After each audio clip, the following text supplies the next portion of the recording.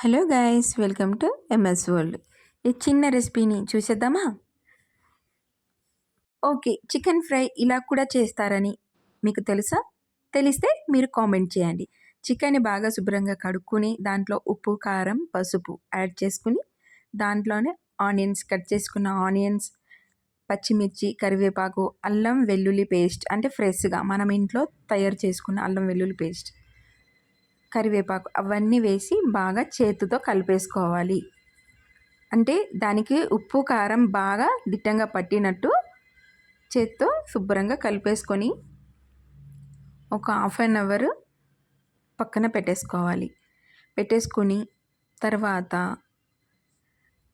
పొయ్యి మీద బాండి పెట్టేసుకొని దాంట్లో ఆయిల్ వేసుకుని చికెన్ ఇంకేం లేదు, మనం ఎప్పట్లాగా తాలింపు వేసుకోవాల్సిన అవసరం లేదు. డైరెక్ట్గా ఆయిల్ పోసేసుకుని ఈ చికెన్ని మనం ఈ మిశ్రమాన్ని తయారు చేసుకున్నాం కదా, దీన్ని వేడైన ఆయిల్లోకి యాడ్ చేసుకోవాలి.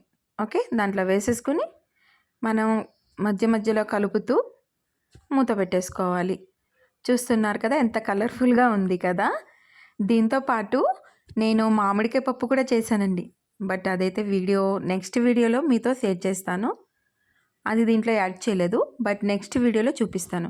ఇలా మధ్య మధ్యలో మూత తీసి కలిపేసుకుంటూ చాలా స్మెల్ అయితే భలే వస్తుందండి. మీరు కూడా ట్రై చేసి చూడండి.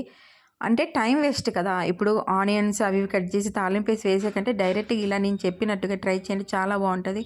చివర్లో ధనియా పౌడర్ అండ్ మన గరం మసాలా ఉంటుంది కదా, అది వేసి కలిపేసుకుని లాస్ట్లో కొత్తిమీర చల్లుకొని సర్వ్ చేసుకోండి. చాలా చాలా చాలా చాలా చాలా బాగుంటుంది.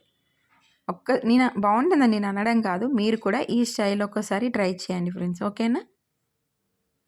నా వీడియో మీకు నచ్చినట్టయితే లైక్ చేయండి.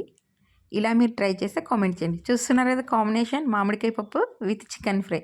సూపర్ సూపర్ కాంబినేషన్ అండి. మీకు తెలియదంటే ఏం లేదు, ఒక్కసారి ఇలా ట్రై చేసి చూడండి. బాయ్.